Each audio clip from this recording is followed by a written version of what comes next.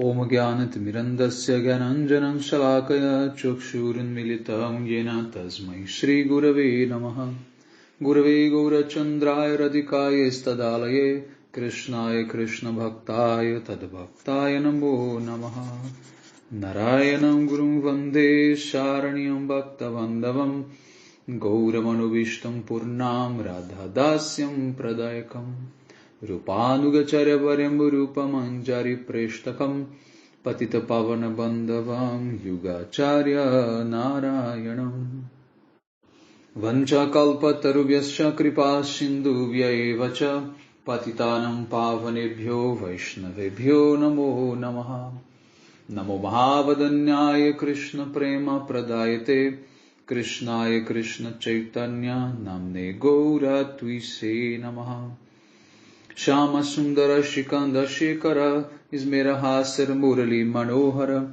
Radhikara Shikamam Kripanide Swapriya Charana Kinkarim Kuru Tapta Kanchana Gourangi Radhe Vrindavaneshwari Vrishabhanu Sute Devi Pranamami Hari Priye Vrindai Tulasi Devyai Priyai Keshavasya Krishna Bhakti Prade Devi Satyavatyai Namo Namaha Shri Krishna Chaitanya Prabhu Nityananda Shri Advaita Gadadhara Shri Vasadi Gaura Bhakta Vrinda Hare Krishna Krishna Krishna Hare Hare Hare Ramo Ramo Hare Hare.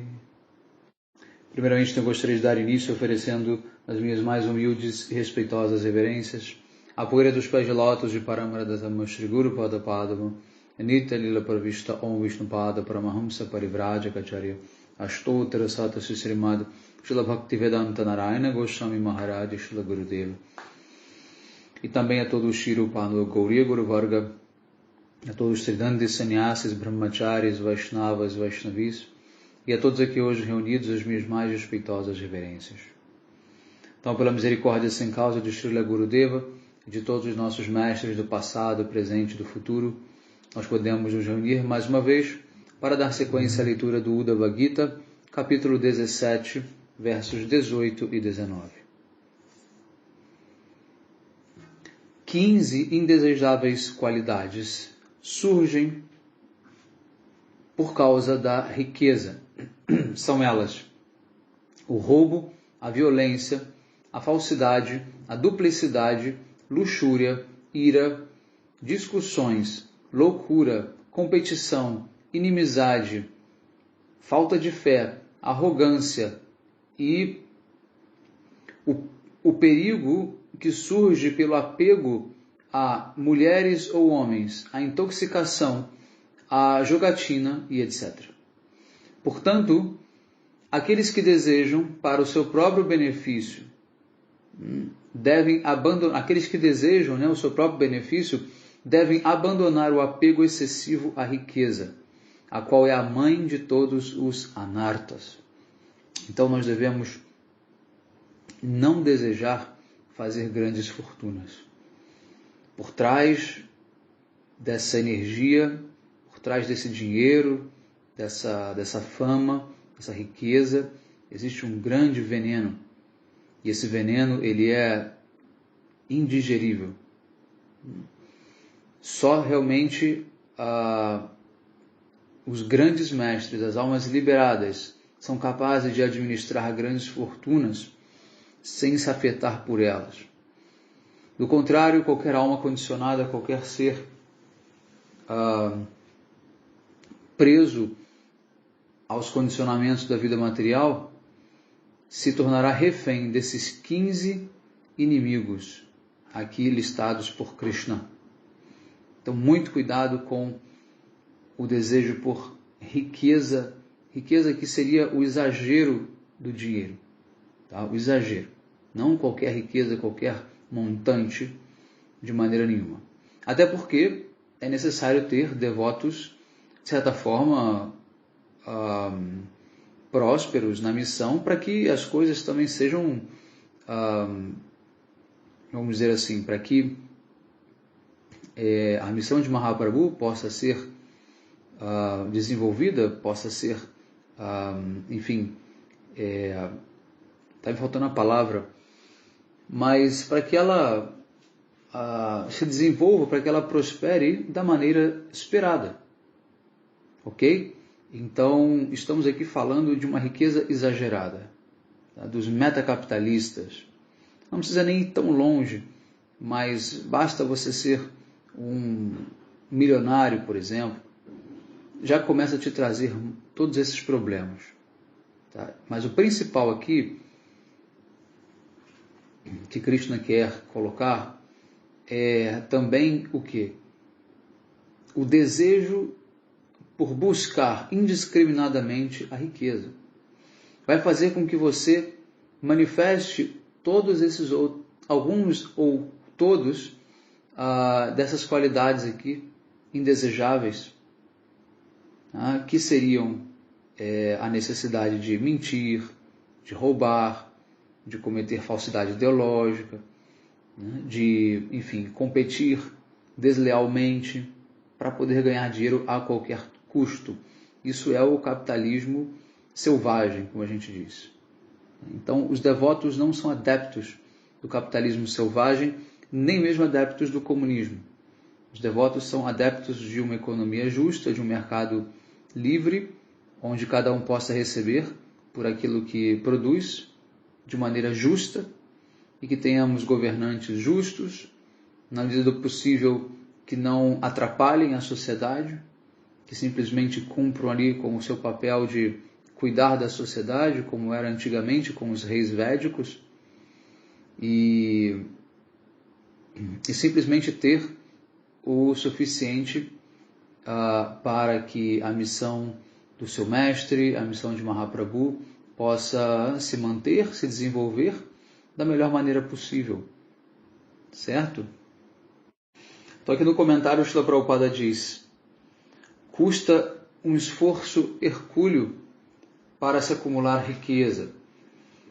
E após acumulá-la, a pessoa se torna sempre temerosa de perder essa riqueza, de que ela seja roubada de qualquer maneira por alguém, até pelos próprios parentes, até pela própria esposa ou esposo ou filhos que brigam por essa riqueza. E para proteger essa riqueza, a pessoa tem que mentir, a pessoa ela acabará inclusive também sendo refém do orgulho, da ilusão, e assim todos esses 15 tipos de anartas surgirão em decorrência da manutenção dessa riqueza exagerada. Verso 20. Então aqui ele vai dizer exatamente isso, olha, até os irmãos, as esposas ou esposos, parentes, amigos, né, que parecem apegados a essa pessoa e ama ela, podem imediatamente romper com aqueles laços afetivos e se tornarem inimigos devido à disputa por qualquer montante insignificante de dinheiro. Nós vemos isso. Krishna está falando isso há 5.000 anos. Então entendam vocês uma coisa, ser humano sempre foi ser humano e sempre será. Tá? O ser humano ele tem um padrão comportamental, os anartas já são todos identificados, os nossos mestres já enumeraram esses anartas, aqui Krishna já enumerou mais 15 anartas que fazem parte da natureza humana, não importa onde nasceu. Krishna aqui jamais diz que essas instruções são para os indianos, os homens e mulheres indianos, não. Essas instruções são para os seres humanos. Qual a evidência que a gente tem disso?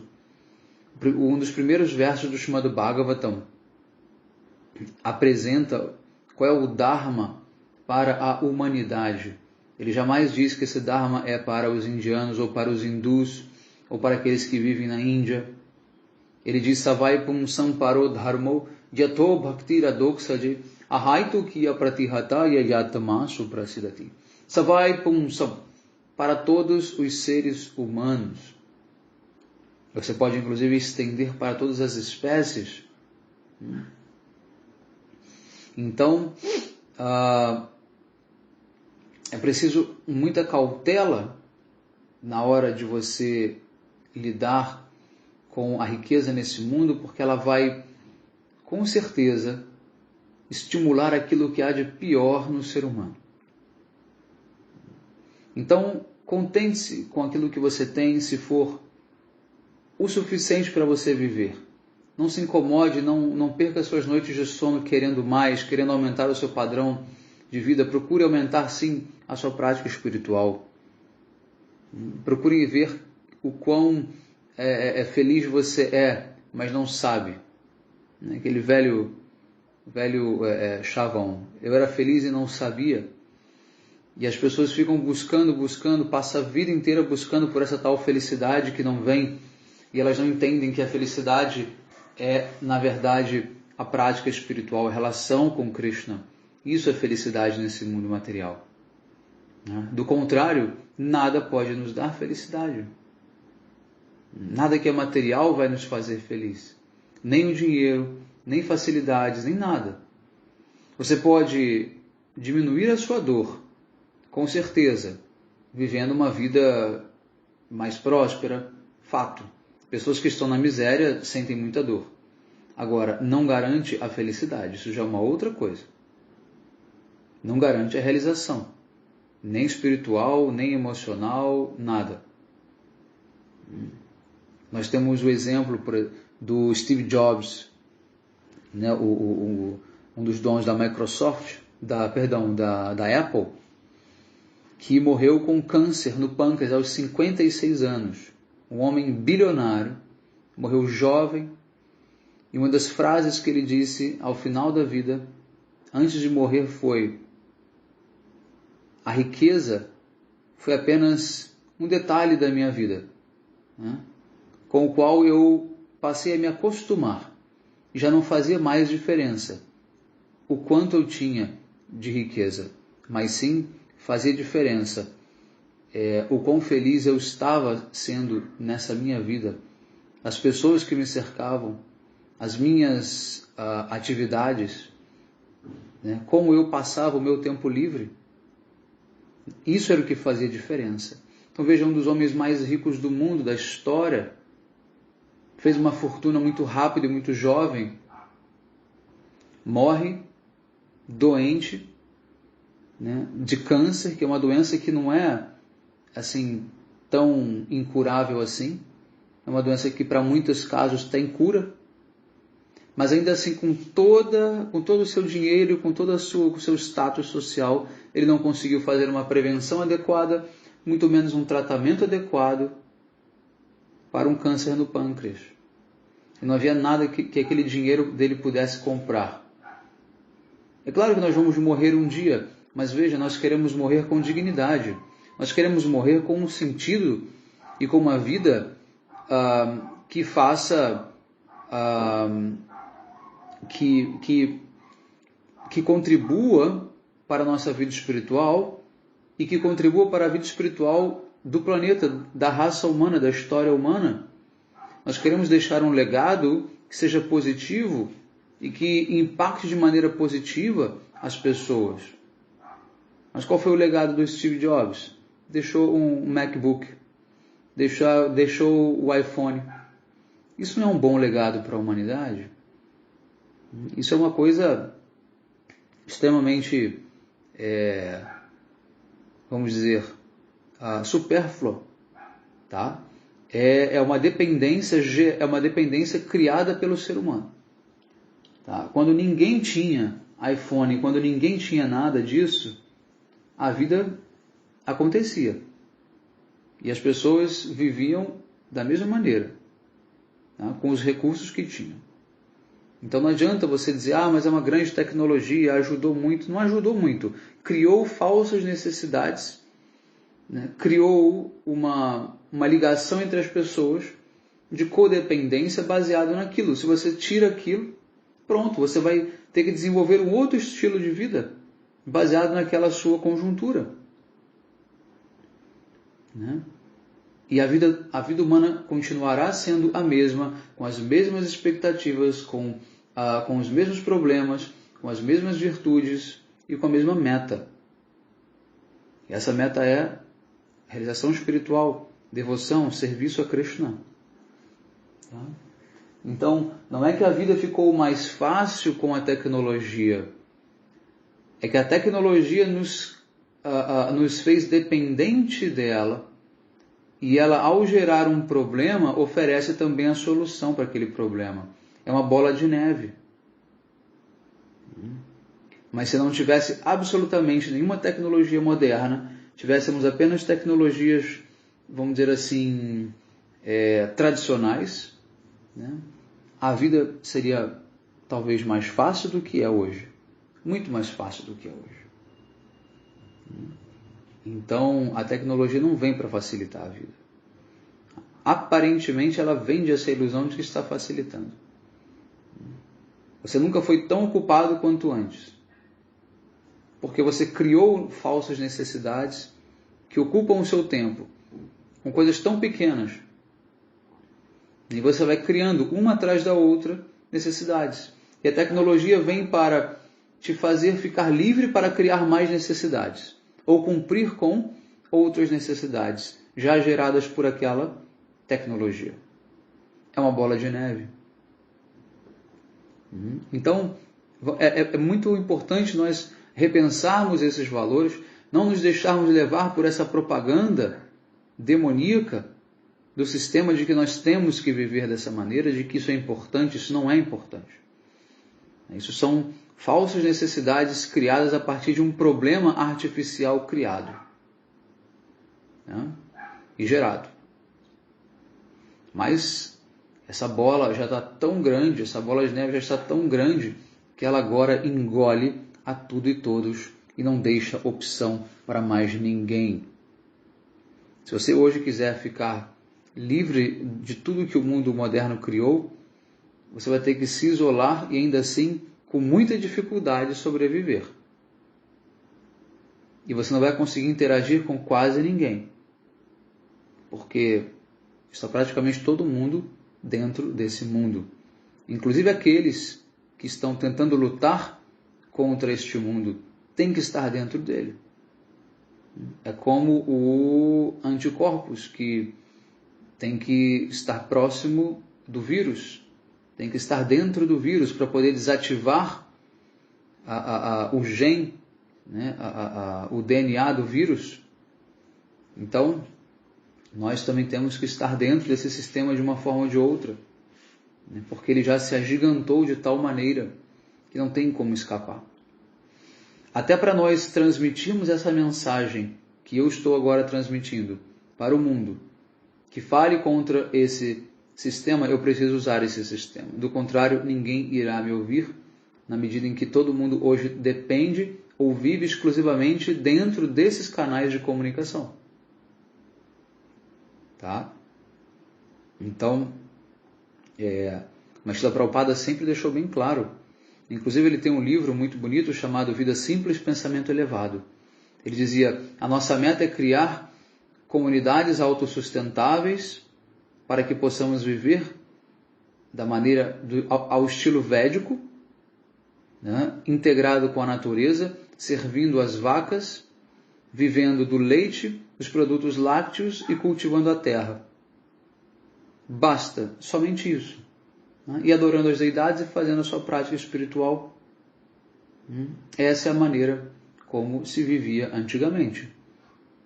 E a sociedade era muito mais próspera espiritualmente do que é hoje. Então essa é a nossa meta. Se alguém que estiver ouvindo essa aula, por acaso se interessar, eu tenho um sonho, eu tenho um desejo de criar uma comunidade, uma comunidade autossustentável, que seja no modelo de Ecovila ou qualquer coisa assim, de acordo com o que Srila Prabhupada imaginou, de acordo com como a sociedade védica vivia antigamente. Então eu tenho esse desejo. Se você por acaso se sentir também inspirado e quiser fazer esse desejo se tornar realidade, esse sonho se tornar realidade, por favor, me procure para que a gente possa conversar melhor sobre isso, tá bom? Eu ainda nutro esse desejo de construir uma grande comunidade autossustentável para vivermos num ritmo natural, num ritmo espiritual, dependermos o mínimo possível de tecnologias danosas, tecnologias com efeito colateral, e para que nós possamos, na verdade, ter mais tempo para a vida espiritual, porque esse mundo ele nos rouba tempo. Então, voltarmos para a vida natural, a vida harmoniosa da sociedade védica é ter mais tempo, não é ter menos tempo, é ter mais tempo para a vida espiritual. Tá? Cuidado com as armadilhas de Maya.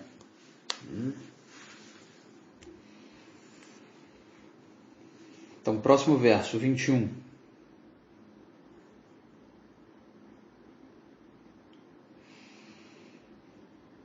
Apenas por pequenas quantidades desse dinheiro, aqueles que são queridos podem se tornar antagônicos e raivosos.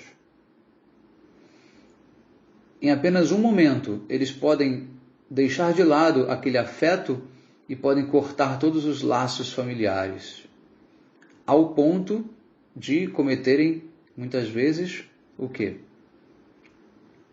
Assassinato. 22. Aqueles que obtêm este raro nascimento humano, que é desejado inclusive pelos semideuses, e nasce como brahmanas, são extremamente afortunados. Mas se eles mal utilizam esta oportunidade e falham na sua tentativa de se tornarem justos e corretos, eles, na verdade, terão um fim bastante doloroso. Então vejam, quando a gente fala que até os semideuses desejam nascer como seres humanos, por quê? Porque nós temos a oportunidade de sermos renunciados, de vivermos de maneira simples, dedicados à devoção. Os semideuses não conseguem fazer isso, porque a vida deles é uma grande luxúria, naturalmente. Nem que eles quisessem, eles não conseguiriam renunciar.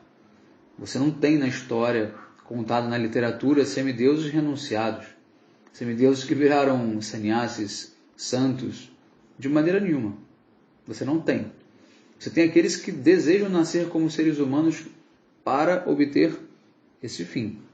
Mas no ambiente que eles vivem, com o nível de demandas físicas e emocionais que eles têm para o desfrute, é basicamente impossível. E eles só podem muitas vezes orar e pedir, né, a misericórdia do Senhor. Porque a mente deles é muito agitada. Se você imagina um ser humano que tem a mente agitada e não consegue fazer a prática espiritual direito, porque está sempre pensando em desfrute, pensando em, enfim, uma série de coisas materiais, imagine o semideus, que tem um desfrute milhões de vezes mais forte do que o nosso.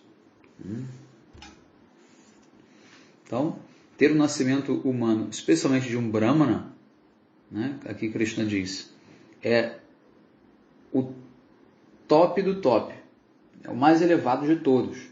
Mas se ainda assim a pessoa não utiliza esse nascimento da maneira correta, então ele simplesmente terá um fim muito doloroso. Verso 23. Após receber esta forma de vida humana, que é a porta de entrada para o céu e também para a liberação, quem ainda assim ficaria apegado a acumular riqueza que traz todos os tipos de anartas? Ou seja, quem seria tão desafortunado a ponto de querer ainda assim riqueza e desfrute após receber esse nascimento humano? Só uma pessoa realmente que não entendeu ainda o sentido de ser um ser humano. 24.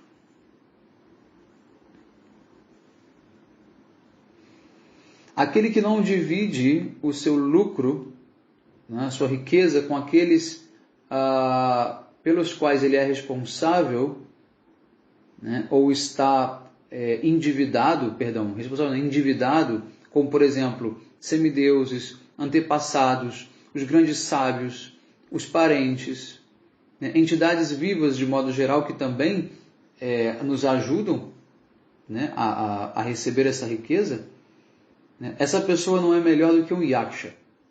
E ela certamente irá cair dessa posição de riqueza. Se não for nessa vida, será na outra. Então você é rico porque tem uma série de seres trabalhando para isso. E você recebeu o mérito de ter o direito de usufruir dos frutos do ecossistema mais do que outros. Porque você não ganha dinheiro sozinho. Você não planta o alimento sozinho. Os semideuses trabalharam para o alimento nascer. Os animais trabalharam para o alimento nascer. Então, se você não é capaz nem de jogar migalhas para os pássaros, se você não é capaz nem de plantar flores para as abelhas, que estão polinizando a plantação, e os pássaros que também estão cuidando dessa plantação, comendo insetos, né, polinizando, enfim, né, se você não reconhece o trabalho de Suryadeva, o Sol, de Prithvi Devi, da terra, do deus do vento, Vayudeva, e assim por diante, Varuna, da água. Se você acha que você é o senhor de tudo e que você está conquistando tudo pelo seu único e exclusivo esforço, você é um miserável. E você irá perder essa posição logo, logo, porque você é um ingrato. Então, o que a literatura védica nos ensina? A ser ricos, mas com responsabilidade. Ser ricos com consciência, né? E sabermos retribuir. Tanto que os reis piedosos distribuíam as suas riquezas até não ter mais nada guardado. Absolutamente, eles davam até a última moeda em doação para que todo o seu povo prosperasse. Ele não fazia trabalhos de assistencialismo, dando R$600 por dia, né, por mês para alguém, né, ou Bolsa Família, sabe lá de quanto que recebe, uma realidade miserável dessas pessoas. Não, os reis piedosos, os governantes piedosos, distribuíam todo o tesouro nacional para os necessitados, ou seja, a distribuição de renda era feita automaticamente. Não havia necessidade de você tentar fazer uma revolução para distribuir a renda, para taxar as grandes fortunas, não precisa. Quando você tem o justo no poder, em nome de Deus, em nome de Krishna, automaticamente todos prosperam. Todos. Né? Apenas cada qual cumpre com o seu papel. E ninguém tem inveja do rei, e ninguém tem raiva do rei, e o rei tampouco tem ódio do seu povo, ou tem preconceito em relação ao seu povo, ao contrário. Tá? Agora, ele teve o mérito de estar ali, naquela posição, pelo que ele fez em vidas passadas. Tá? Então, ele mereceu estar ali. E cada um pode admirar aquela posição e pode se esforçar para um dia também estar naquela posição e nascer como rei. Agora, quem evolui espiritualmente sabe que não tem graça nenhuma nascer como rei. É melhor você nascer como um Vaishnava, como um devoto, que tem uma vida simples, que não te falte nada e que você tenha muito tempo para você adorar a deidade, para você cantar os santos nomes, para você servir o seu mestre espiritual. Esse é o desejo de alguém com uma vida espiritual bem resolvida, com uma consciência espiritual bem resolvida. Então, para você pouco importa se alguém tem mais ou menos do que você. Para você o que importa é manter a tua vida espiritual. E você deixa que as pessoas materialistas se entendam. Deixe que eles se entendam. Você não precisa se preocupar com esse mundo material. Você não precisa se preocupar em querer fazer revoluções ou lutas pela liberdade, ou pegar em armas, ou ficar o dia inteiro no Facebook reclamando da realidade, falando dessa conspiração, daquela conspiração. Não perca seu tempo com isso. É isso que o sistema quer. Fazer com que você perca o seu tempo com ele. É o próprio sistema que cria essas denúncias sobre, conspirações, denúncias sobre corrupção, denúncias sobre isso, sobre aquilo, para poder te manter sempre ocupado pensando neles. O dia inteiro você vai passar pensando neles. Sabe quando que esses problemas acabarão? Nunca. Nunca acabarão. Eles existem desde que o mundo é mundo. Em certas eras, com maior ou menor proporção. Agora, os demônios querem que você fique preso a eles. Os demônios, a natureza de um demônio, você precisa entender o seguinte: é uma natureza muito ardilosa, capaz até de expressar coisas contra eles mesmos, tá? Forjando um lado de oposição a eles mesmos, que vai te manter ali, rodando em círculos, como se houvesse uma esperança. Aí eles vão sempre nutrir uma esperança de que agora vai, agora dá. E você fica ali, daqui a pouco a sua vida inteira passa, e você gastou todo o seu tempo precioso rodando em círculos, iludido por essa política demoníaca, que te deu essa falsa esperança de que um dia vai mudar. Muito cuidado, não se iludam. Já há exemplos demais na história para nós repetirmos os erros. Aprendam de uma vez por todas que o mundo material sempre será imperfeito e que o nosso breve momento nesse nascimento humano, nessa terra, deve ser dedicado para a vida espiritual. Senão, você vai ter que nascer de novo. E nada garante que você nasça como ser humano. Nada garante que você vai nascer como devoto. Nada garante que você vai continuar a tua vida espiritual. Porque se você entra no corpo de um animal, de um vegetal, você não tem como praticar a vida espiritual. Então, muito cuidado com essas armadilhas. Não se preocupe com o mundo material. Deixa que Krishna cuida disso. Afinal de contas, ele é onipresente, onisciente, onipotente. Ele vê tudo, sabe de tudo, controla tudo. Ele é o Parameshvara, o controlador supremo. E ainda assim, tem gente que tem a pretensão de dizer que o mundo está desgovernado, que ninguém controla o mundo. Uai, mas não era Krishna o grande controlador de tudo? Não é ele o onipenetrante que está em cada átomo? A gente leu aqui no Uddhava Gita, logo no comecinho, quando Krishna dizia que ele permite que os demônios prosperem, que ele permite que filosofias antagônicas existam, porque faz parte da natureza do mundo material. Faz parte. Então, por exemplo, eu recentemente, há um mês ou dois, comecei a publicar uma série de postagens no Facebook, no Instagram, contando um pouco da minha história, do que me levou a me tornar Vaishnava, enfim, um pouco da minha infância, juventude.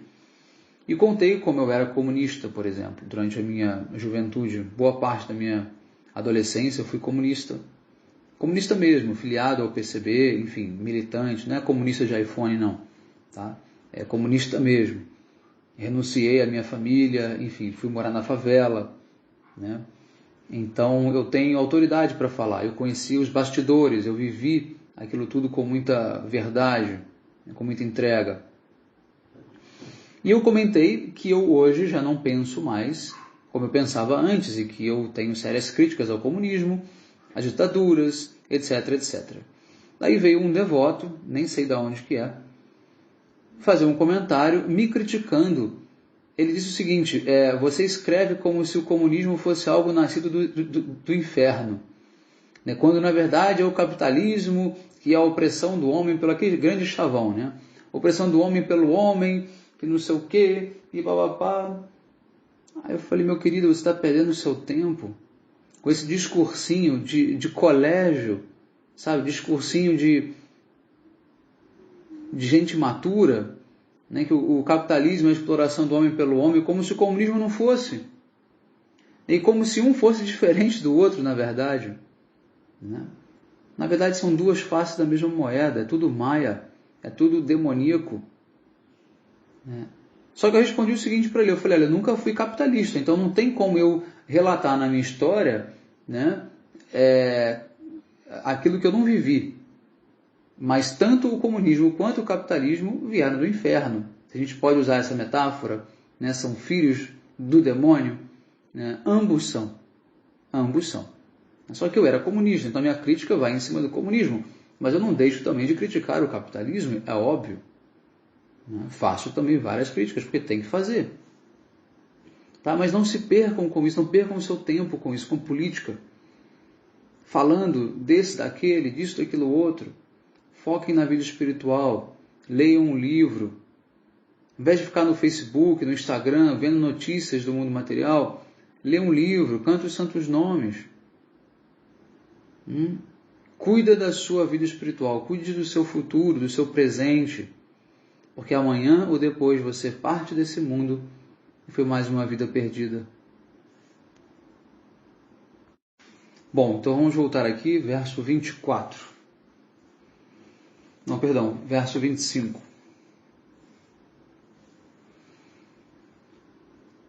Aqueles que são, na verdade, inteligentes, são capazes de utilizar o seu dinheiro, a sua juventude, a sua força para alcançar a perfeição espiritual. Infelizmente,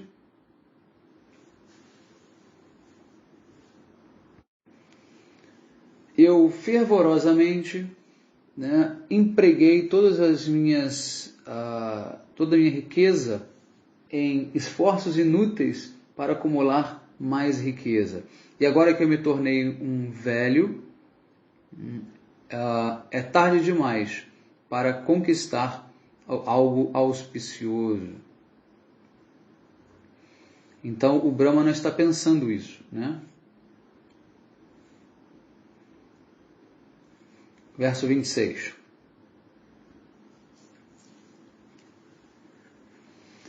Por que deve uma pessoa inteligente sofrer por causa de esforços inúteis para acumular riqueza? De fato, todos parecem estar iludidos por essa potência ilusória. 27. Para aquele que está pronto para morrer, qual é o valor da sua riqueza, da gratificação dos sentidos, ou qualquer outra coisa que possa ser, e qual é o uso, de outras pessoas que possam oferecer essa riqueza para ele, que apenas causa o nosso nascimento repetido neste mundo.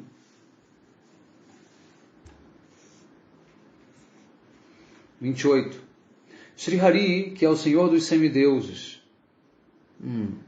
deve estar muito satisfeito comigo, e é por essa misericórdia dele que eu conquistei esse estado atual de sofrimento.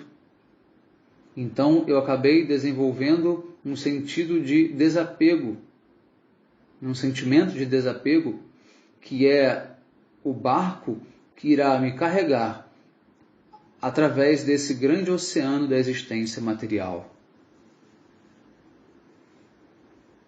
Então aqui quando o Brahmana ele percebeu que a sua condição de sofrimento permitiria que ele se tornasse desapegado, ele ficou feliz, entendendo que isso é uma misericórdia de Krishna, uma misericórdia especial de Krishna.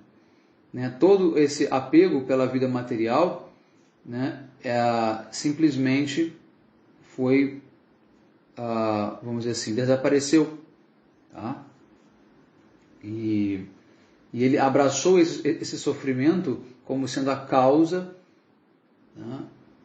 do desapego pelo mundo material. Ele agradeceu por isso. 29. Se eu tivesse mais tempo para viver, eu então iria executar a austeridades, enquanto iria manter-me com o mínimo de alimento. Sem mais delongas, eu executaria aquilo que é de meu interesse próprio, e assim ficaria autossatisfeito.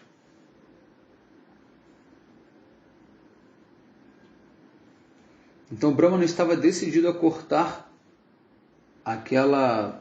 aquele canal de apego, de desfrute com o mundo material. E para isso ele estava pronto para fazer grandes austeridades. 30. Que os semideuses, que são as deidades que presidem os 3 mundos, me concedam a sua misericórdia.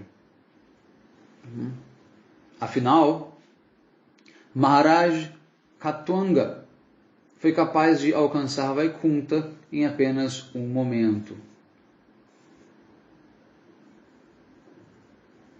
Então aqui a história de Maharaj, do rei, Katwanga, que ele lutou junto com os semideuses,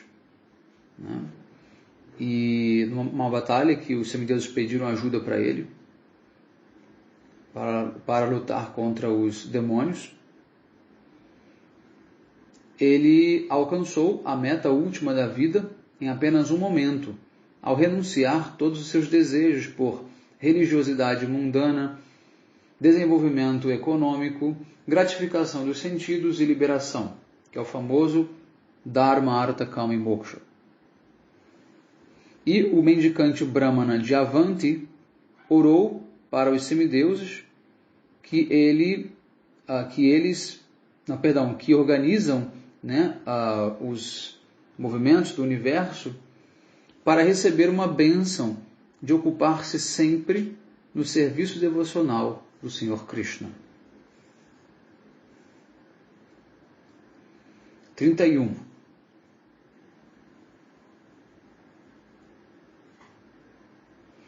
Então aqui Krishna continua dizendo: tendo feito assim a sua mente dessa maneira, o exaltado Brahmana de Avanti cortou aqueles nós do apego material dentro do seu coração. E assim ele se tornou autossatisfeito, um mendicante renunciado, ou seja, um sannyasi. Esse passatempo é também chamado de o sannyasi de Avanti. Tá? Passatempo do sannyasi de Avanti.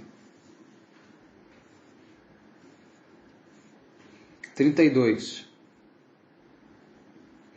Ele então vagou pelo mundo todo, controlando os seus sentidos com muito cuidado, bem como a sua mente e a sua inteligência.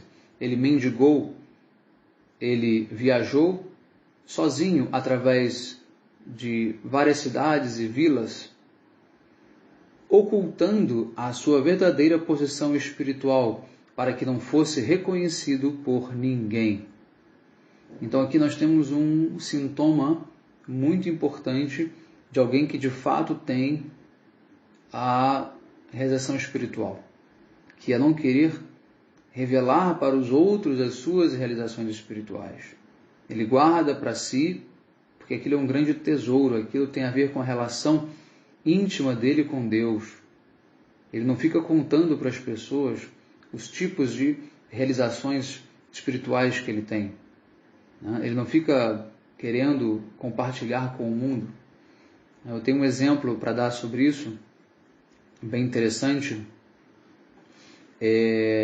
Vocês devem conhecer, talvez, a famosa pintora Shyamarani Didi, que fez a maioria das pinturas da ISKCON e também para o meu Gurudeva. E para ela pintar aquelas imagens transcendentais, as imagens, enfim, de Krishna, Radha, Gopis e outros avatares, semideuses, etc., era necessário ter uma certa percepção um pouco extramundana, né? E ela então recebeu uma espécie de misericórdia, né, de Srila Gurudeva para poder pintar. E Srila Gurudeva tinha que descrever para ela uma série de coisas para ela poder pintar. Eram pinturas encomendadas por Srila Gurudeva, assim como por Srila Prabhupada. E certa vez ela começou a compartilhar algumas coisas mais íntimas que ela, de situações que ela vivia com o Srila Gurudeva. E Srila Gurudeva, ele veio a saber disso. Ele ficou muito, muito chateado, muito bravo. E deu uma bronca nela. Disse: o que eu compartilho com você é entre nós, é meu e seu. Você não tem que ficar abrindo para todo mundo. Eu posso contar isso abertamente porque isso ela conta abertamente, tá? Não é nada que seja um segredo e eu esteja aqui constrangendo ela. Pelo contrário, jamais faria isso. Mas é uma história que ela mesma narra em público, abertamente. Então,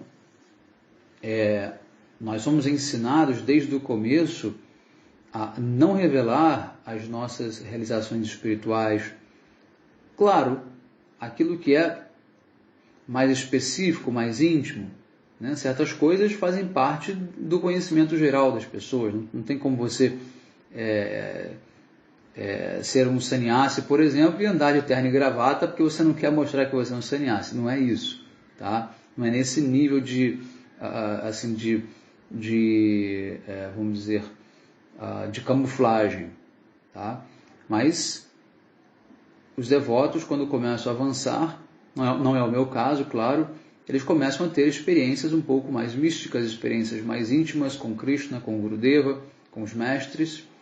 E isso já são sintomas de manifestação de Bhakti no nível mais elevado, já são confirmações de que o processo espiritual está bem encaminhado, dando resultados, e começa a haver uma certa troca, né? Uma recíproca com o Radha Krishna, com os mestres, de maneira, vamos dizer assim, supramundana, tá?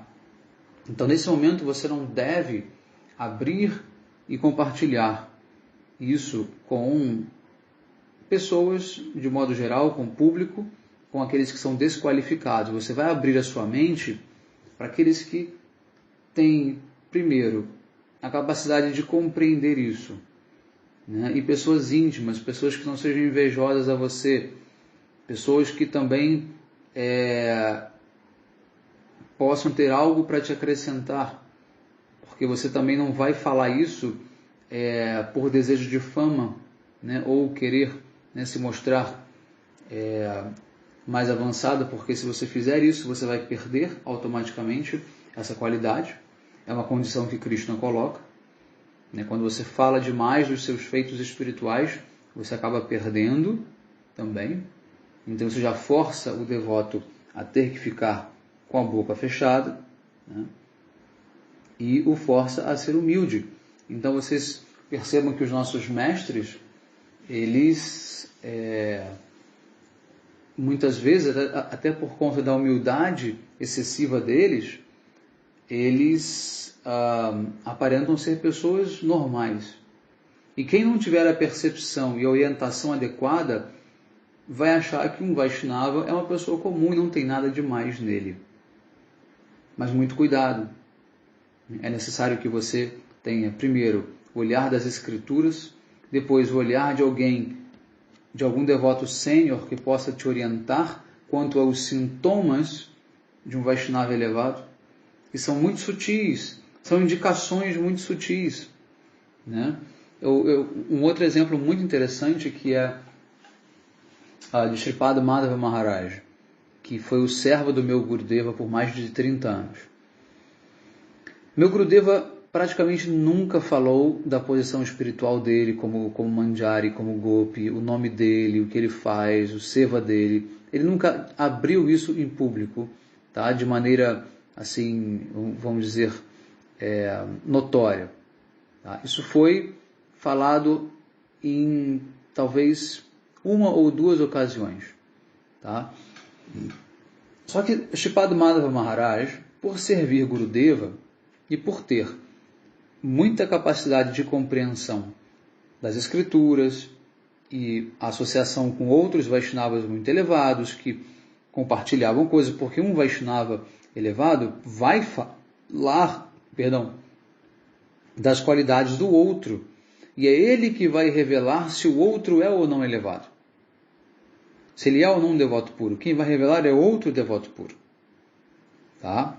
E você tem que estar naquela relação íntima, não adianta você querer um certificado, porque não vai ter certificado. É relacionamento, é mérito de perceber e ter a maturidade espiritual para entender ou não. Ponto. Tá? Então,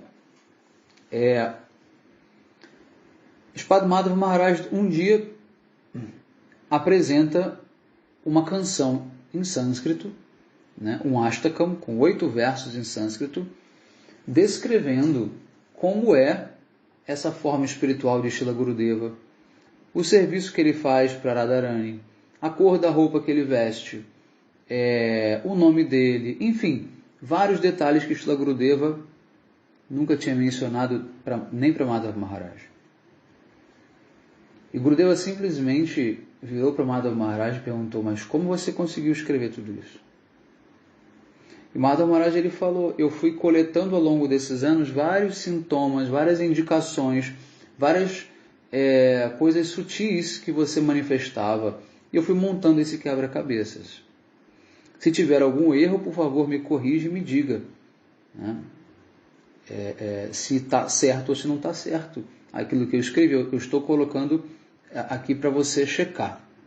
Né? E Srila Gurudeva leu e disse que estava absolutamente tudo certo. E Gurudeva ainda disse para ele, como você conseguiu ver o meu coração tão bem, né? Se eu nunca revelei ele abertamente. Então Madhava Maharaj explicou dessa maneira.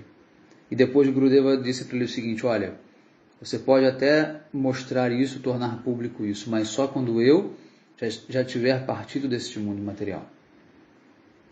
Então Madhava Maharaj pacientemente esperou até que Srila Gurudeva partisse para poder revelar ao mundo quem é Srila Gurudeva espiritualmente.